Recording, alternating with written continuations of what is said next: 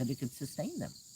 And he, in later years, said to me, I was so embarrassed to have to write back to you and tell you I didn't know. I had no idea what was in Cyprioma, he said.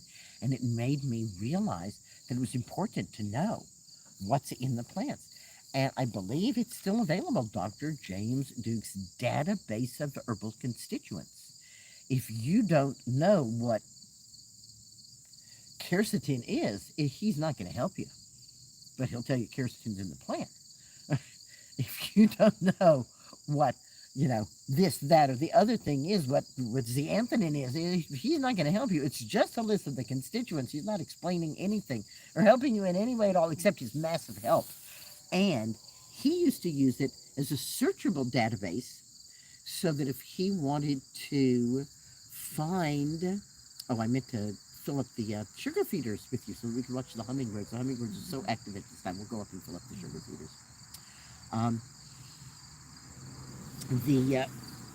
Dr. Duke, Dr. Duke, he modified his database so he could find. He didn't modify it. He used it to look up constituents. So he would say, what plants have salicin?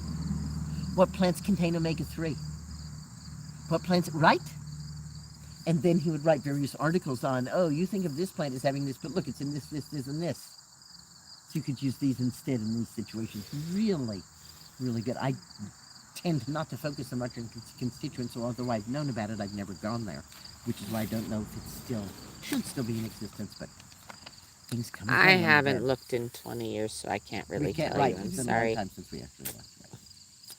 I'm sure it's, right. Yeah. If somebody's paying for it to still be up there. If somebody's paying for it, it's still up there, right? Wormwood.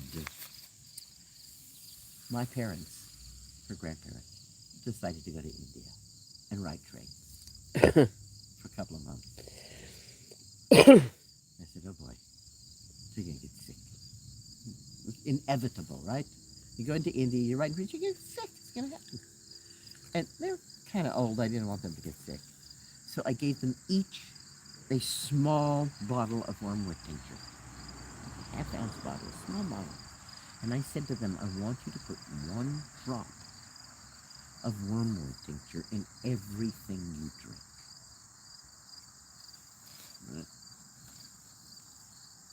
Water, Coca-Cola, tea, I don't care what you drink, you put 1 drop of wormwood. 2 months in India, never once any digestive problem. Yay, wormwood. Okay. Artemisia absinthium. I will usually carry a small half-ounce bottle with me. You don't need much of it. One of the things that I like to do, you may have gathered, is to get wet in a kayak or out on a whitewater river.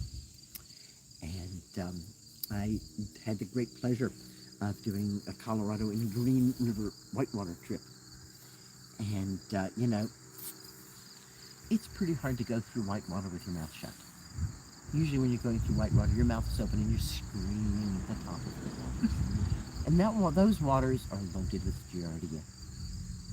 So it's pretty difficult not to get some giardia into your mouth and into your gut. And, we're out there for quite a while. And, every once in a while they threw our sandwiches into the water and we had to swim for them. Okay, well, they're wrapped in plastic, but, come on. So I was not really surprised on the airplane ride home when I suddenly, blip, and it's sulfurous burp.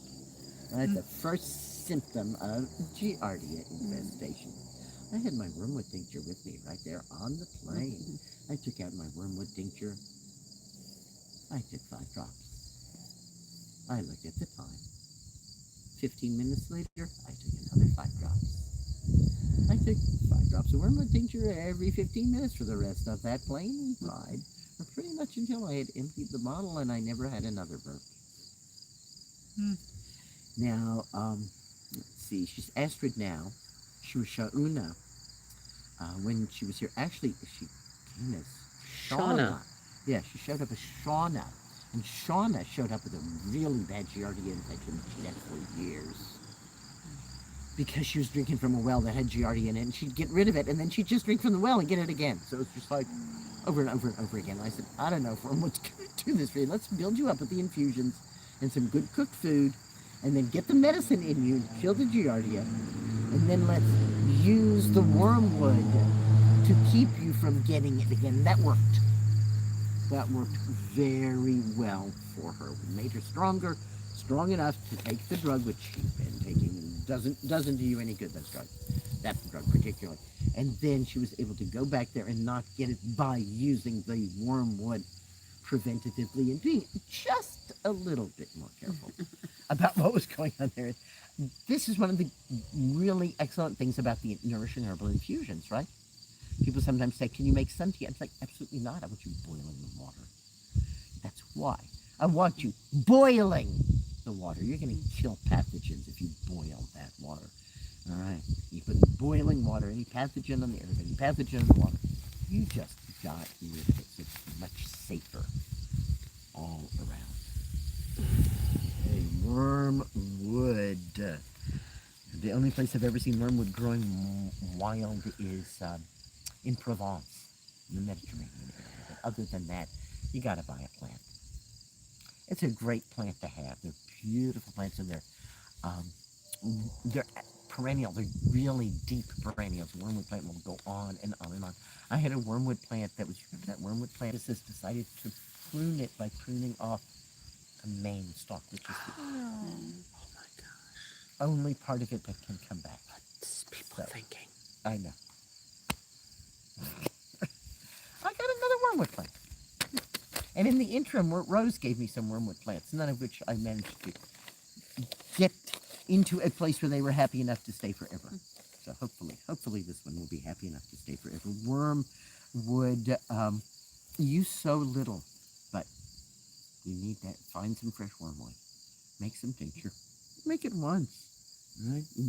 You know, work in a community garden and have one wormwood plant and make enough for everybody. It's that remedy, you know, I made it and then, okay, and I have all of Kialis's wormwood. I was just looking in the cupboard the other day and I have jars of wormwood that Kialis had made because she traveled a lot. So You still do? I still have wormwood from Kialis. I sure You do. should send us with some. Okay, happily. We're going through Central America, Happily, right? there's a lot. Mexico. Yeah, I can probably give you like Driving. a quart of Great. wormwood. And That'd be she good. really That would be liked it. helpful. All right. Wintergreen also contains aspirin-like compounds. Wow. Wintergreen has that wintergreen flavor, right? But that wintergreen flavor actually doesn't come from wintergreen, it comes from birch. How confusing! What? Oh, the wintergreen does taste like that.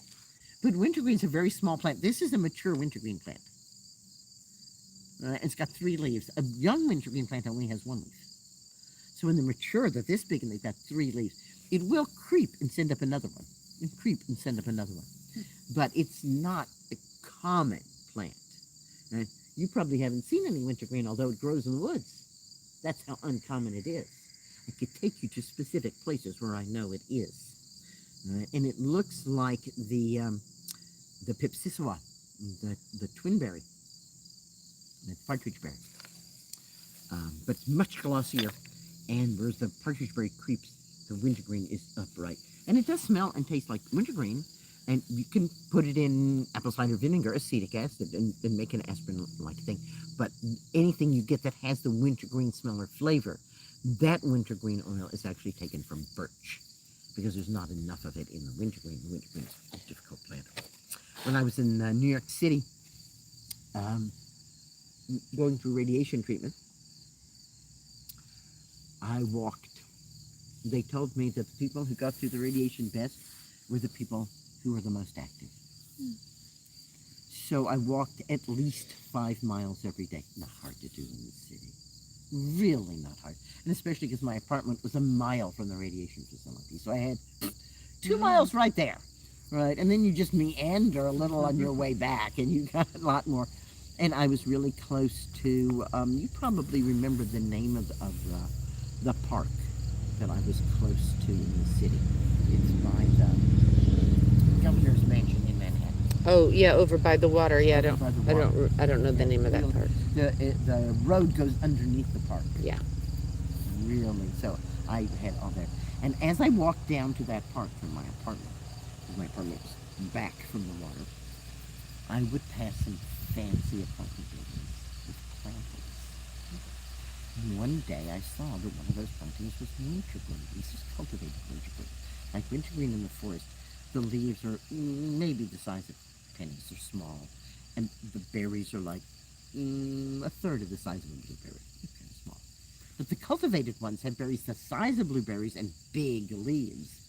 And I said, oh, it's a cultivated one. And I just walked over and picked a berry and put it in my mouth. And the doorman immediately came out and he said, you can't eat that. It's poison.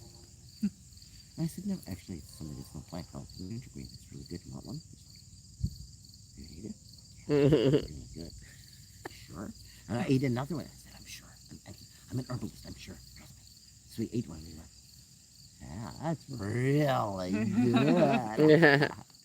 So I was there for, I guess it was a month.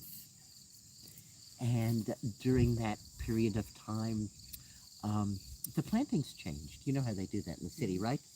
Like one day it's wintergreen and the next day it's pansies. And the wintergreen is like gone. Like it never existed. And it's all pansies. So I'm walking there, I'm like, and the doorman came out and he said to me, I kept them for you. When they put, and there's one they're on the deck, right? Those wintergreen plants, they're in a tub planter. Right? It's a terracotta plastic planter. Those are wintergreen plants. There, from that doorman who saved those plants from me when they tore them out to put the pansies What a in. beautiful story. What a beautiful story. I was so touched, right? But that's always my experience, is that people are so kind and loving. And, yeah, I mean, that doesn't mean there aren't a few